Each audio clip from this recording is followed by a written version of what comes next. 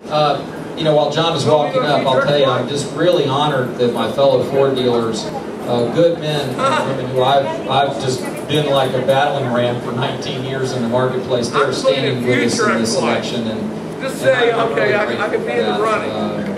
You know, we are very competitive, but at the same time, they understand that, you know, common sense business leadership going to Washington is a good thing. So, welcome, John. Thanks for wearing the shirt, sir. Yeah. It ain't like you gotta go through it. Or you can go through it and just voted for the stimulus or not?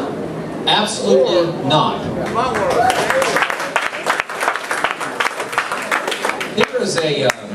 There is this basic philosophical debate, and it's not just known as some kind of, it's not way out there as some kind of fuzzy thing that you talk about on college campuses. This is very real, and it's affecting your life, it's affecting mine, and it's going to rock our world. And here are the two basic ideas that are being debated, not only here in our town, but in Washington, and really by economists. The first is that massive government intervention, massive government spending, which is what our freshman incumbent voted for, he must believe that. He can't escape that conclusion. He voted for it. He voted for a bill that was so full of pork, you know, it was squealing. You know, it's the wrong solution for America. There's a whole list of things that are wrong about that bill. I'll give you one quick example. They spent almost $400,000 studying the effects of marijuana and alcohol on college students. I don't need a study to tell you what the consequence of alcohol and marijuana is on college students. This is absurd. These are the kind of things that make no sense to me, and they make no sense to most folks. You know, if deficit spending was the road to prosperity, then we'd all be heralding Greece as a model. And yet, it is not a model of prosperity, it's a model of financial incompetence. And now, in stark contrast to that approach is the approach over here that says, again, going back to the future and investing, it says, no, the true driver, the real secret behind America's success, which has created more jobs, more prosperity, more wealth than any country in history, is a limited government. It's the idea that this entrepreneur, they'll come in there and they'll start their business and they'll say, you know, I think I can make it. I think I can do a little better than my dad did.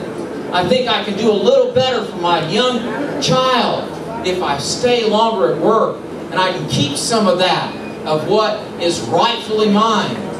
And that, a low tax environment, a low regulation environment. Do you know in England, what Great Britain kind of think of it as socialist, and you know they kind of embrace that term, although they're kind of pushing back on it right now, which is very interesting. They've kind of had enough of deficit spending, and they're being applauded for it.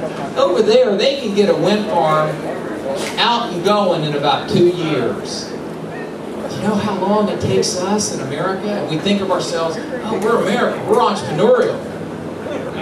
7 to 9 years. 7 to 9 years. You know, there was a little conference up at Williamsburg where all the folks were talking about wind. You think, wind? This is wonderful. We can all agree on wind, can't we? Well, the representative from the EPA is there, and they want to know, and they say, now listen, don't you think you can just go out there and put these wind farms out there? We want to monitor the emissions coming out of the boats that are going out to install the big pylons. What? What? That's what they're focused on, or things like that. It's kind of like they're trying to slow down. You know, they're grinding America. They're grinding American ingenuity.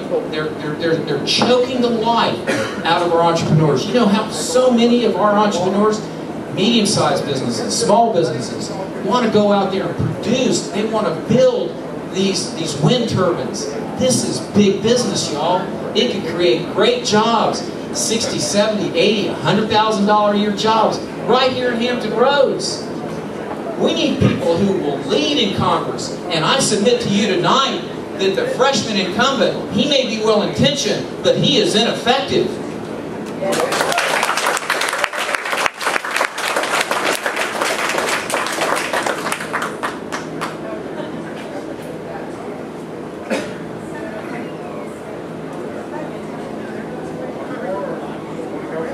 let's do one more.